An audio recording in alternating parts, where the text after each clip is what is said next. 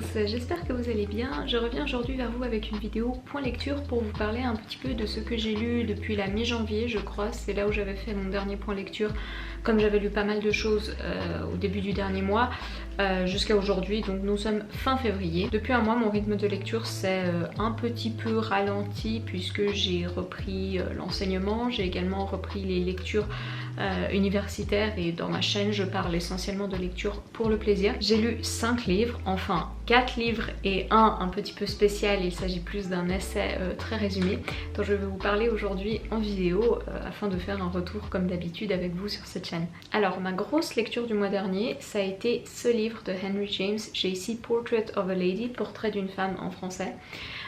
Qui est considéré comme un classique de James, qui est un de ses livres les plus lus, les plus traduits, et ça a été vraiment une très belle lecture pour moi. Comme d'habitude dans les romans de James, il s'agit d'une histoire entre États-Unis et Europe à la fin du 19e siècle. Il s'intéressait beaucoup aux différences culturelles entre Américains et Européens, étant lui-même un auteur américain mais qui a passé pratiquement la moitié de sa vie entre l'Angleterre et l'Italie.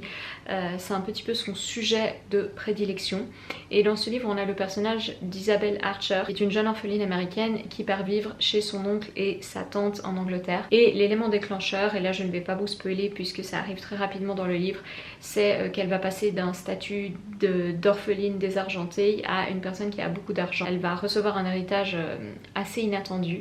Et du coup forcément elle va devenir un parti très prisé pour les hommes autour d'elle. Donc tout d'abord on a Isabelle qui est une jeune femme qui reçoit beaucoup de propositions de mariage, qui a beaucoup d'hommes qui sont eux-mêmes très intéressants autour d'elle. Mais on a aussi ce personnage d'Isabelle qui est finalement une étrangère, qui se retrouve dans un nouveau continent, qui en plus passe du temps entre l'Angleterre, la France et l'Italie, où les normes sociales peuvent quand même différer. Et c'est un personnage d'une extrême intelligence, mais à cause de son âge qui est aussi dans une certaine forme de naïveté et qui a encore de la peine à complètement cerner ce nouvel environnement mais également son nouveau statut social. Elle finit par épouser un homme beaucoup plus âgé qu'elle, veuf, qui a déjà une fille, qui se prénomme Gilbert Osmond, et la majorité de ce livre se concentre sur ce mariage qui est un échec absolu. Elle ne réussit absolument pas à se développer dans cet environnement conjugal.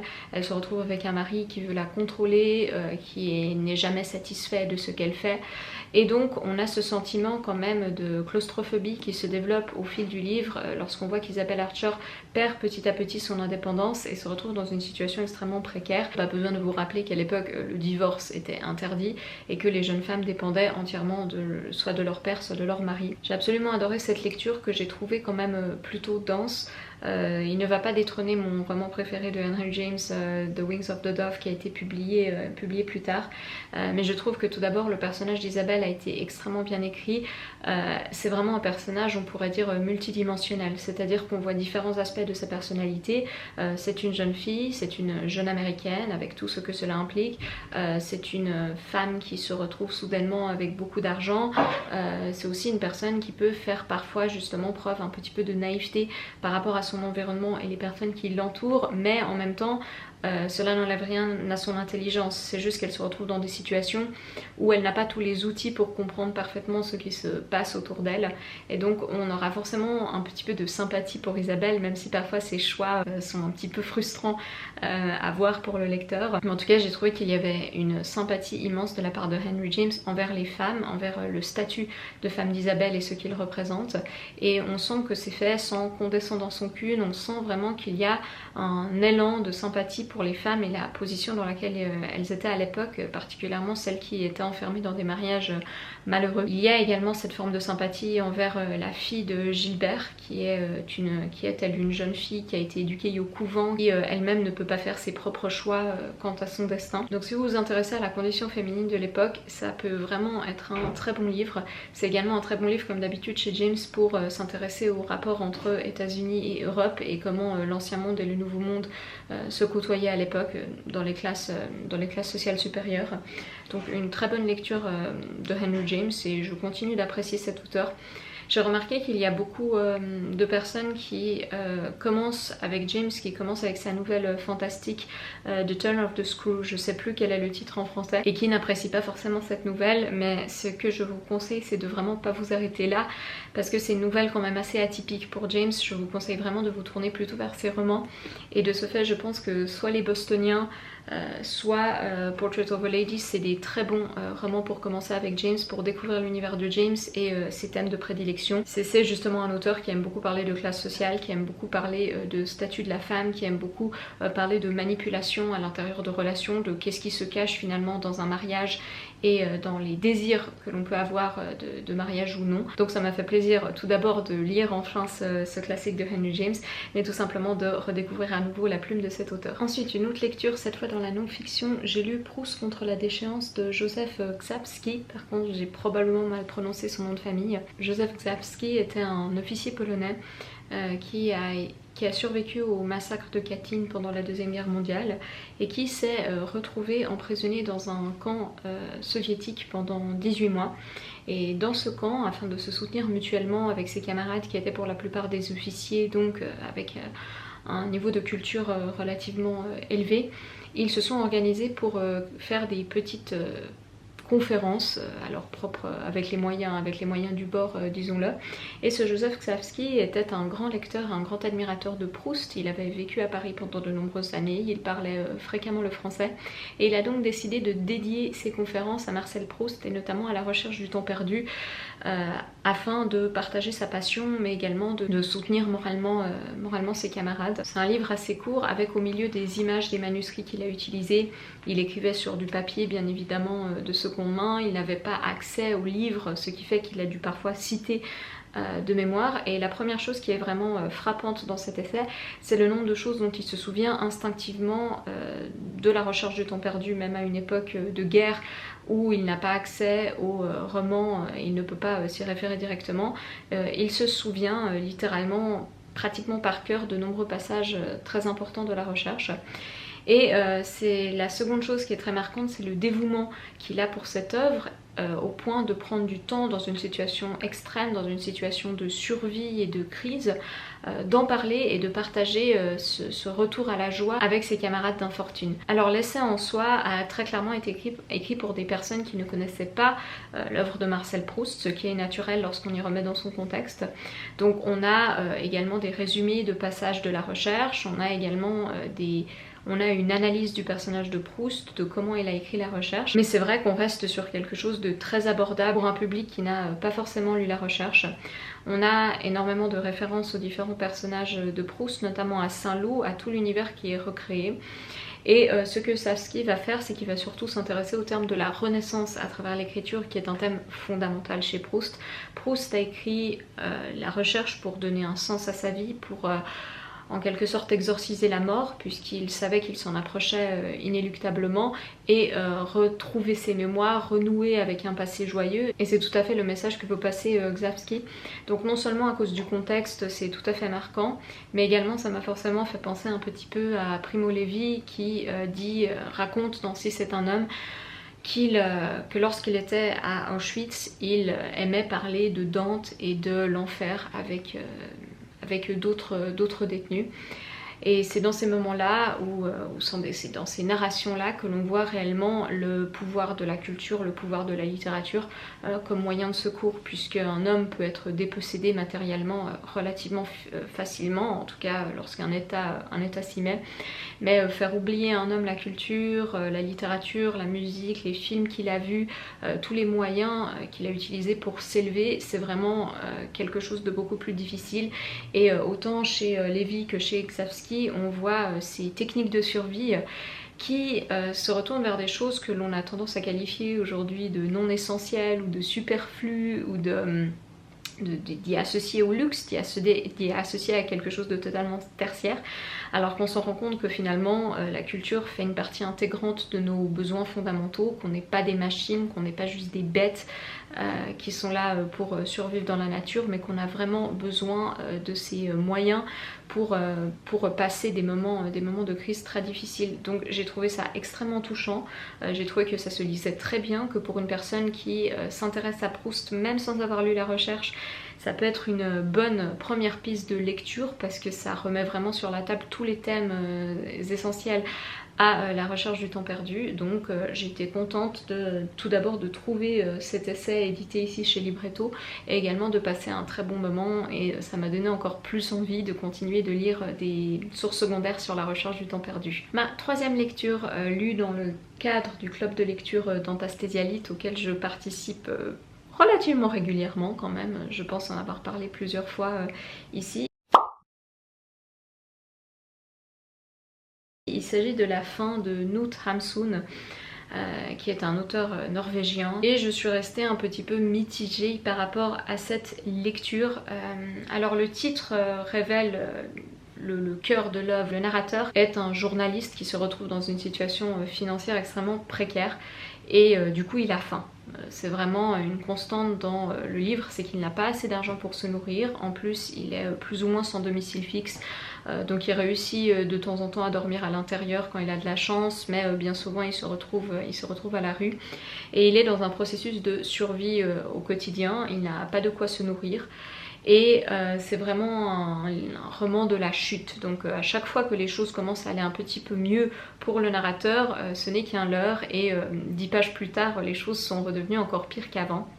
Il se retrouve vraiment dans un cercle de déchéance très profond, mais en même temps il n'a pas envie d'aller chercher de l'aide, il se retrouve même à aider d'autres personnes alors que lui-même est dans une situation très laborieuse et difficile. Et la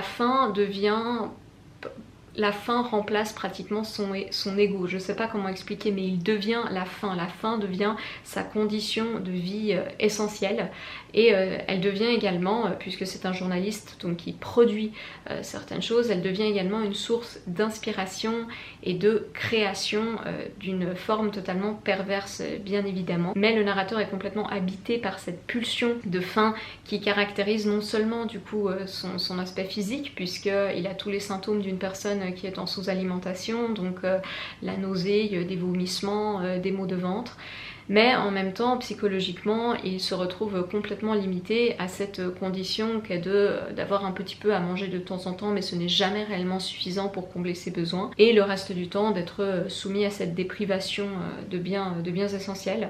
Donc pour ça j'ai trouvé ça plutôt intéressant. J'ai moins accroché à la personnalité du narrateur. Tout d'abord je l'ai trouvé j'ai trouvé sa construction presque simpliste d'une certaine façon. J'ai pas trouvé qu'il avait énormément de profondeur. Peut-être c'est fait exprès justement pour souligner le fait que sa vie est caractérisée par la faim.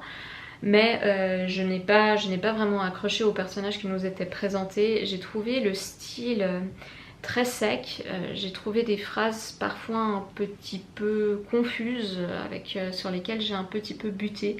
De manière générale j'ai trouvé que c'était une écriture très masculine, très distante. On n'arrive pas réellement, je trouve, à rentrer tant bien que cela dans la psychologie réelle du narrateur.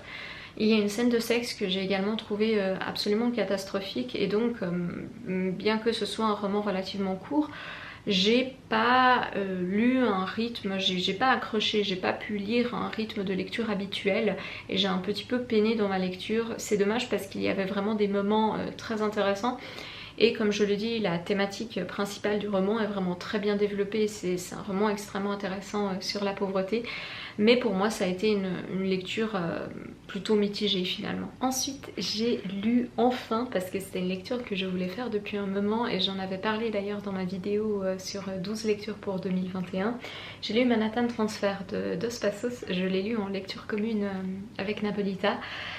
Et ça a été alors tout d'abord ça a été une très bonne lecture, ensuite ça a été une lecture assez complexe. Dos Passos, si vous voulez, s'inscrit vraiment dans la littérature moderniste du début du XXe siècle. Donc si vous connaissez un petit peu T.S. Eliot ou James Joyce, c'est à peu près dans la même veine. Et comme le titre l'indique, Manhattan Transfer, ça prend place à Manhattan à la fin du 19e siècle, jusque dans les années 20, jusqu'à la fin de la période où l'alcool était illégal aux États-Unis. D'ailleurs, il en parle dans ce livre. Et on suit différents personnages et leur évolution, notamment le personnage d'Hélène ou de Jimmy, on les suit les deux de leur enfance jusqu'à l'âge adulte. et ça se lit vraiment comme un collage de leur vie, de la vie de personnages secondaires également dans cette New York. Donc on a l'impression, et ça j'en avais discuté justement avec Nabolita, d'avoir une caméra qui survole Manhattan et qui va montrer différents segments et fragments de vie de différentes personnes et les rapporter de manière concise mais également très dense. Et ça, au niveau du style, Dos Passos utilise des mots suffisamment bien placés dans un style suffisamment structuré pour que ce soit très dense et très puissant en seulement 2 ou 3 phrases. Il réussit à nous mettre dans une atmosphère très particulière. C'est également un roman qui a vraiment des thèmes très éclectiques. Donc on va parler de capitalisme, on va parler de marxisme, on va parler de conditions de la femme. Notamment, j'ai trouvé que la maternité, la peur qu'on peut avoir de la maternité ou le rejet de la maternité de la part volontaire de la part de certaines femmes était très intéressant. Il y a la thématique du judaïsme, du racisme, de l'antisémitisme, des rapports entre riches et pauvres, de l'évolution des classes sociales. On a par exemple un personnage qui sans cesse fait des bonnes affaires et se retrouve donc dans une position sociale favorable, puis va rapidement tout perdre afin de remonter à nouveau. Donc on a toute la thématique de cet univers où finalement les classes sociales se côtoient de façon très rapprochée. On a bien évidemment le thème de l'immigration, puisqu'on est vraiment au cœur des grandes arrivées de migrants à Ellis Island. Et finalement c'est vraiment un hommage, j'ai trouvé, à Manhattan, à New York. Et il y a cet aspect de ville métallique, de ville qui ne dort jamais, c'est le surnom par ailleurs de New York, où des individus sont comme des abeilles, comme des insectes et continuent d'aller... C'est un livre qui est vraiment mobile. On est toujours dans l'évolution du temps, des personnages, de leur psychologie, de leur classe sociale. Donc cette ville qui est dans un changement constant et qui est une ville par moments cruelle. Il y a plusieurs personnages qui vivent des choses extrêmement difficiles, il y a plusieurs incendies, plusieurs scènes quand même assez violentes. Mais tout en étant une ville cruelle, c'est également une ville d'opportunités où tout est possible. Il y a vraiment ce début de rêve américain qui est ici dans ce roman comme un croquis, puisqu'on est au début du XXe siècle. Et je pense que le rêve américain a quand même connu son apogée dans les années 50 et commence petit à petit à mourir aujourd'hui. Si ce n'est que l'on considère que le rêve américain a jamais existé, puisqu'il y a toujours eu des personnes pauvres aux États-Unis. C'est toujours un pays qui a eu différents problèmes de pauvreté exacerbés. Enfin bref, donc j'ai trouvé que c'était une lecture extrêmement intéressante. J'ai trouvé que c'était une lecture audacieuse. Je pense que peu d'auteurs réussiraient à faire ce qu'a fait ici Dos Passos. Il y a vraiment une prouesse de narration qui est indéniable. J'ai trouvé également que c'était une lecture ardue par moments, donc j'admets ne pas avoir toujours forcément tout compris ou avoir dû relire certains paragraphes ou certaines phrases pour m'assurer que j'avais pas raté certaines choses, puisque rien n'est donné au lecteur. Il y a beaucoup de choses qui sont sous-entendues. Il y a ces phrases qui sont très alambiquées où le sens réel de la phrase peut être un petit peu caché, doit être décortiqué par le lecteur, mais moi c'est quelque chose que j'adore en littérature, puisque je pense, comme pas mal de personnes sur le booktube, je n'apprécie pas trop la facilité et je n'aime pas qu'on me donne tout directement. En tout cas, ça a été une lecture unique, une lecture intéressante. Et si vous cherchez quelque chose qui représente un petit peu un challenge, surtout si vous voulez vraiment lire quelque chose en anglais, alors là vraiment qui demande un certain niveau, ça peut être une bonne idée de lecture justement, et ça m'a donné envie de repartir dans le style très moderne de James Joyce par exemple. Pour terminer, alors quelque chose de très très unique, quelque chose d'extrêmement court qui est un peu un ovni. Il s'agit de The Albertine Workout de Anne Carson. Si vous avez reconnu ce prénom ou si vous avez reconnu ce regard si particulier, vous avez deviné qu'il s'agit d'un... Encore une fois, je ne sais pas si on peut appeler ça un essai véritablement, mais d'un livre écrit sur Marcel Proust et plus particulièrement sur Albertine. Anne Carson, c'est une autrice canadienne qui est professeure à l'université de McGill, si je ne dis pas de bêtises, et qui s'est intéressée pendant de nombreuses années au personnage d'Albertine, plus particulièrement au cycle d'Albertine, qui prend place principalement dans La prisonnière au niveau de la chronologie de la recherche du temps perdu, qui est un cycle qui étrangement roman n'a pas été apprécié pendant longtemps, puisque c'est vrai qu'on présente le narrateur sous un nouvel angle. On quitte un petit peu les salons parisiens pour être dans un espace totalement clos. On peut pratiquement considérer La prisonnière comme un roman, comme un huis clos. Le narrateur a été pris de sentiments extrêmement compliqués envers Albertine, qui est son amante, qui est un personnage, encore une fois, totalement inventé, un personnage multiple, un personnage qui n'est pas figé, qui en réalité était très probablement Albert Agostellini, qui était un amant, l'amour de la vie de Proust. Et le narrateur a des sentiments très ambivalents envers Albertine, qui sont surtout et principalement caractérisés par la jalousie. Et donc dans La prisonnière, il va enfermer littéralement Albertine dans son appartement. Il ne va pas la laisser sortir sans surveillance, il va être constamment dans une forme de paranoïa, puisqu'il suspecte Albertine d'être une lesbienne et de le tromper avec des femmes. Et je trouve que le fait que le cycle d'Albertine ait un peu été dévalué dans les recherches proustiennes en dit long quand même sur la perception qu'on a de ce personnage féminin qui est un personnage central de la recherche. Et ici Anne Carson a choisi de faire des fragments. Donc vous voyez des fragments très très courts où elle épure volontairement, elle résume volontairement sa recherche sur le personnage d'Albertine. Il y a d'ailleurs 11 appendix avec des notes additionnelles sur Marcel Proust. Et en quelques mots, elle réussit vraiment à rendre hommage à ce personnage qui a été tout d'abord maltraité dans La recherche du temps perdu, puis ensuite maltraité dans la lecture de La recherche du temps perdu et l'analyse de l'univers de Marcel Proust. Et elle souligne par exemple, donc là je vais vous lire la note 4, qui dit « On a good 19% of these pages, she is asleep ». Donc le fait qu'Albertine soit endormie pendant 19% des pages où elle apparaît dans La prisonnière, elle va vraiment mettre en avant cette femme qui a été contrôlée, qui a été maltraitée, qui a été manipulée psychologiquement, mais également sa représentation. Elle va notamment comparer Albertine à Ophélia de Hamlet, qui est un personnage féminin essentiellement célèbre pour son suicide, puisque elle se noie et elle est ensuite contemplée par Hamlet. Et c'est vrai que déjà on pourrait dire beaucoup de choses sur la représentation de la mort des femmes en littérature, sur la représentation du corps féminin en littérature, mais c'est vrai que ça m'avait beaucoup marqué dans ma lecture de la recherche à quel point le sommeil d'Albertine semble être important pour le narrateur, et il prend un plaisir à la regarder endormie puisqu'il voit ça comme une accalmie. Mais lorsqu'elle est endormie, sa parole est forcément d'autant plus diminuée, sa présence et son consentement disparaissent complètement, et elle devient littéralement un objet de désir, un objet de contrôle pour le narrateur. Donc on m'avait plusieurs fois recommandé ce livre. Lorsque je l'ai reçu, j'avais été un petit peu surprise par la taille. Anne Carson fait vraiment quelque chose de nouveau dans les études proustiennes puisqu'elle se veut d'être brève, mais en même temps j'avais trouvé que c'était un hommage génial au personnage d'Albertine, qui est un de mes personnages préférés de la recherche. Et il y a bien évidemment toute une thématique féministe qui est développée dans l'analyse de ce personnage. Voilà, donc c'était tout pour mes lectures de mi-janvier, fin février. Ça a été plutôt de bonnes lectures, en tout cas Manhattan Transfer, je suis très contente de l'avoir lu puisque c'était un de mes projets de lecture pour cette année. Je suis également contente d'avoir lu Portrait d'une femme. Ça a été deux lectures assez denses qui m'ont quand même pris du temps, mais j'ai l'impression que cette année s'ouvre vers de nouveaux horizons littéraires et j'espère continuer dans cette direction, que ce soit avec un rythme de lecture ralenti ou accéléré. Ça, ce n'est pas vraiment quelque chose qui me stresse particulièrement.